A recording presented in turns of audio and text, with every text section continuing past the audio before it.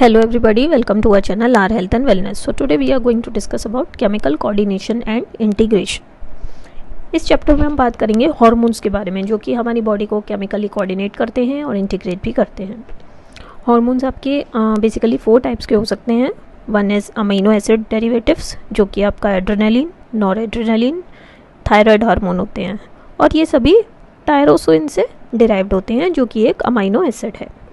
Next आ जाते हैं आपके पेप्टाइड डेरिवेटिव्स, जो कि एक तो आ जाता है आपका वासोप्रेसिन, जो कि हाइपोथैलेमस सिक्रीट करता है. नेक्स्ट आ जाता है आपका ऑक्सीटोसिन.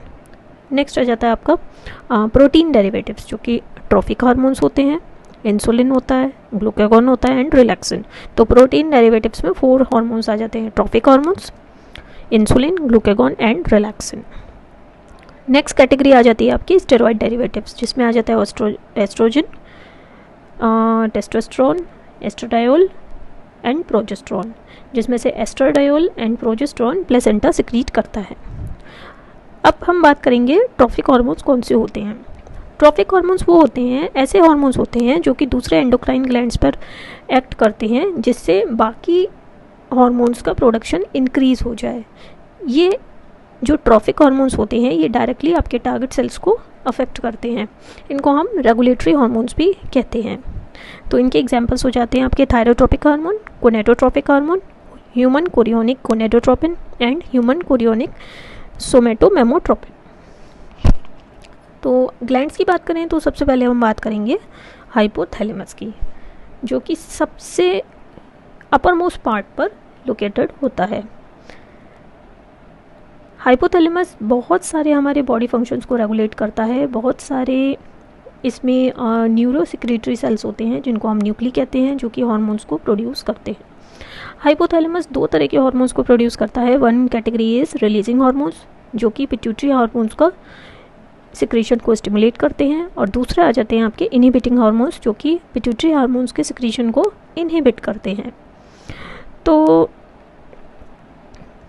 नेक्स्ट कैटेगरी आ जाती है आपकी पिट्यूटरी ग्लैंड, जिसको हम हाइपोफाइसिस भी कहते हैं या फिर हाइपोफाइसिस सेरेब्राई भी कहते हैं.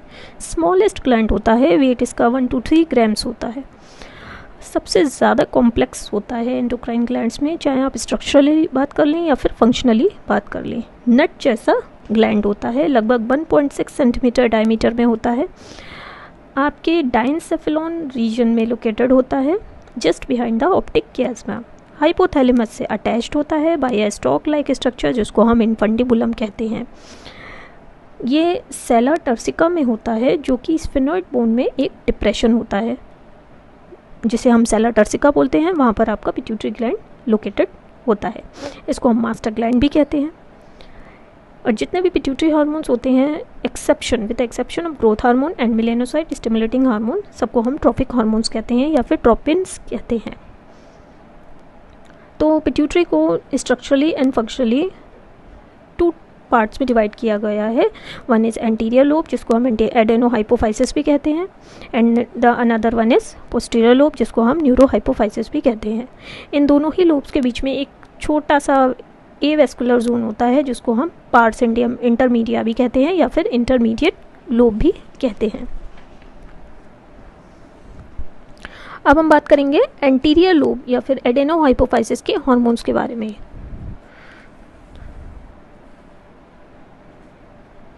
तो ये हो जाते हैं आपके one is melanocyte stimulating hormone, जो कि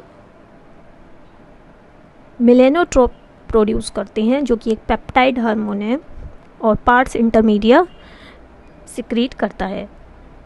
और ये इसका फंक्शन ये हो जाता है कि आपकी स्किन को यूवी रेज से प्रोटेक्ट करता है, पिगमेंटेशन का डेवलपमेंट करता है, और आपके एपेटाइट को कंट्रोल भी करता है. नेक्स्ट आ जाता है आपका एड्रेनोकॉर्टिकोट्रोपिक हार्मोन. ये सिक्रीट करता है एडेनो हाइपोफाइसिस. ये आपके डेवलपमेंट और मेंटेनेंस में हेल्प करता है ऑफ एड्रेनल कॉर्टेक्स. ग्लूकोकॉर्टिकॉइड्स के रिलीज को स्टिमुलेट भी करता है एड्रेनोकॉर्टिकोट्रोपिक हार्मोन. अगर हाइपर सिक्रीशन हो जाता है एड्रेनोकॉर्टिकोट्रोपिक हार्मोन का, तो कुशिंग डिजीज़ हो सकती है, जिससे क्या होता है, ओबेसिटी होती है, हेयर्स की एक्सेसिव ग्रोथ होती है, बोन्स का डीमिनरलाइजेशन होता है, और अगर हाइपोसिक्रीशन होता है ACTH का तो क्या हो सकता है, एडिसन्स डिजीज़ हो सकती है, जिससे एड्रेनल कॉर्टेक्स का रिग्रेशन हो जाता है और एडिसन डिजीज़ हो जाती है, जो कि एक मेटाबॉलिक डिसऑर्डर है जिसमें हाइपर पिगमेंटेशन जैसी स्थिति बन जाती है। नेक्स्ट आ जाता है आपका TSH और थायराइड स्टिमुलेटिंग हार्मोन और थायरोट्रोपिक हार्मोन और थायरोट्रोपिन। अब इसका फंक्शन क्या होता है, ये हमारे थायराइड हार्मोन्स जो कि T3 एंड T4 हैं उनके प्रोडक्शन को स्टिमुलेट करता है। अगर TSH बढ़ जाता है तो ये इंडिकेट करता है हाइपोथायराइडिज्म जैसी कंडीशन। और अगर आपका T3 एंड T4 नॉर्मल है बट TSH बढ़ गया है तो ये कंडीशन होती है आपकी सब क्लिनिकल हाइपोथायराइडिज्म। TSH सिक्रीट होता है एडेनो हाइपोफाइसिस से। ये स्टिमुलेट करता है थायराइड ग्लैंड की डेवलपमेंट को, उसकी नॉर्मल फंक्शनिंग को, थायरोक्सिन के रिलीज को। नेक्स्ट आ जाता है आपका ग्रोथ हार्मोन, जिसको हम सोमेटोट्रोपिक हार्मोन भी कहते हैं या फिर सोमेटोट्रोपिन भी कहते हैं। ये सिक्रीट होता है एडेनो हाइपोफाइसिस से।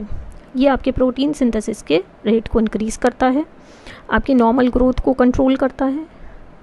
बच्चों की प्रॉपर ग्रोथ के लिए बहुत इंपॉर्टेंट है। अगर ग्रोथ हार्मोन का सिक्रीशन कम होता है बच्चों में तो इन्फेंटिलिज्म की कंडीशन हो सकती है, जिसमें उनकी ग्रोथ कम हो जाती है, उनकी मेटाबॉलिज्म कम हो जाती है और बच्चा ड्वार्फ रह जाता है, जिसको हम मिडजेट कहते हैं। और इस कंडीशन को हम पिट्यूटरी ड्वार्फिज्म कहते हैं। बट इस कंडीशन में मेंटली बच्चे नॉर्मल रहते हैं।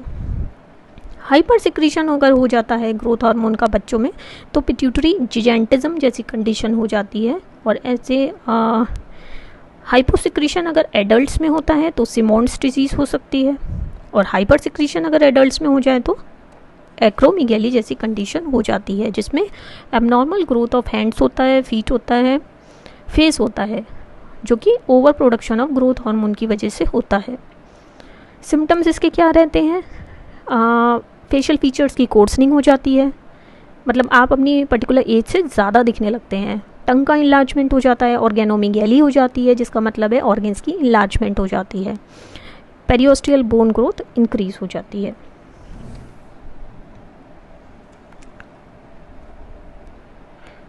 So that's all for the day. Thank you so much.